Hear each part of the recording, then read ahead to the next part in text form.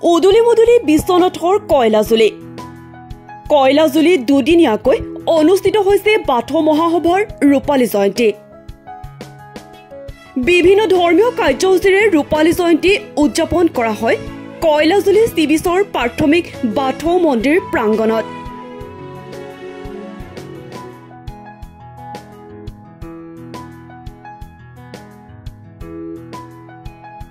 বিশ্বনাথৰ অসম অৰুণাচল সীমান্তৱৰ্তী দুৰ্গম এলেকা কয়লাজুলিত বাথৌ মহাসভাৰ বিশ্বনাথ জিলা আৰু আঞ্চলিকৰ উদ্যোগত কয়লাজুলি চি বিচাৰ প্ৰাথমিক বাথৌ মহাসভাৰ সৌজন্যত আৰু বৃহত্তৰ কয়লাজুলি ৰাইজৰ সহযোগত ৰূপালী জয়ন্তী আৰু গয়ঠাৰ বাথৌ চান দুদিনীয়াকৈ অনুষ্ঠিত কৰা হৈছে। বিভিন্ন ধৰ্মীয় কাৰ্যসূচীৰে অনুষ্ঠিত হোৱা ৰূপালী জয়ন্তী ভাগ আড়ম্বৰপূৰ্ণভাৱে উদযাপন কৰা হয় কয়লাজুলি চি বিচৰ প্ৰাথমিক বাথৌ মন্দিৰ প্ৰাংগণত। আজিৰ পুৱা 9 বজাত প্ৰথম কাৰ্যসূচী হিচাপে ধৰ্মধ্বজা উত্তোলন কৰে বিশ্বনাথ জিলা বাথৌ মহাসভাৰ সাধাৰণ সম্পাদক শৈলেন্দ্ৰ বসুমতাৰীয়ে।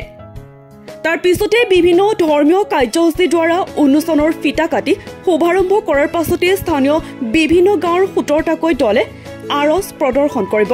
আজিৰ অনুষ্ঠানত উপস্থিত থাকি বিশ্বনাথৰ বিধায়ক প্ৰমোদ বৰঠাকুৰ, অন্যহাতে কালিলৈ মূল সভাত উপস্থিত থাকিব বাথৌ মহাসভাৰ কেন্দ্ৰীয় সাধাৰণ সম্পাদক গণেশ দৈমাৰী, বাথৌ মহাসভাৰ মহিলা সমিতিৰ কেন্দ্ৰীয় সমিতিৰ মুখ্যপাত্ৰ লীলা বসুমতাৰীকে আদি কৰি বাথৌ সমাজৰ বহু গণ্যমান্য ব্যক্তি।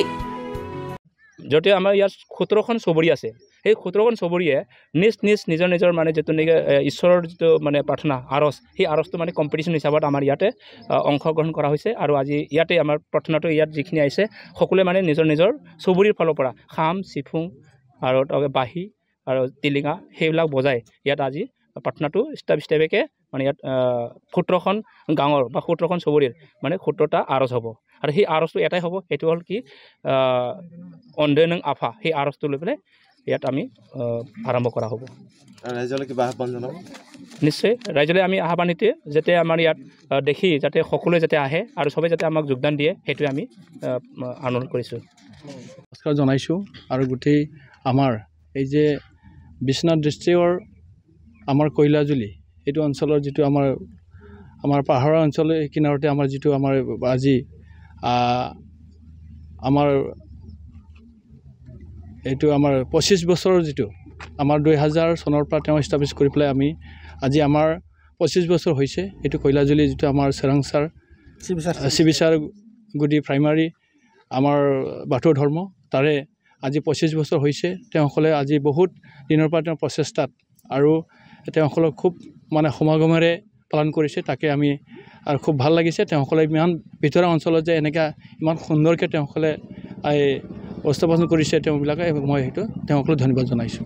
কেইদিনীয়াকৈ আয়োজন কৰা হৈছে? আজি তেওঁসকলে 3দিনীয়া কাৰ্যসূচী লৈ পেলাই তেওঁসকলে খুব জমকৰে পালন কৰিব বিচাৰিছে।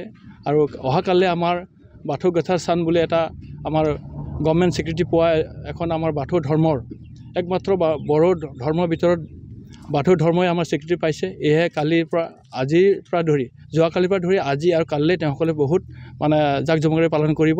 এয়ে তেওঁসকলৰ মই সকলোৰে আমাৰ কৰ্মকৰ্তাসকলক মই তেওঁসকলক মানে ধন্যবাদ জনাইছোঁ। কি কাৰ্যসূচী ৰূপায়ণ কৰা হ'ব?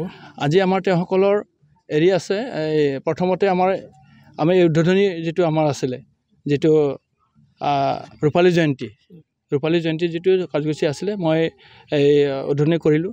আৰু তাৰপিছত আমাৰ অনেক কাৰ্যসূচী আছে তেওঁসকলৰ আৰু বাকী কামখিনি আৰু সন্ধিয়া তেওঁসকল আছে চাকি প্ৰজ্বলন, এইবিলাক গোটেইখিনি কাম কৰা হ'ব। বিশিষ্ট অতিথি হিচাপে কোনোবা ইয়াত উপস্থিত থাকিব? বিশিষ্ট অতিথি হিচাপে আমাৰ চেণ্ট্ৰেল বাথৌ মহাসভাৰ পৰা মাননীয় আমাৰ সম্পাদক মহোদয় আহি আছে।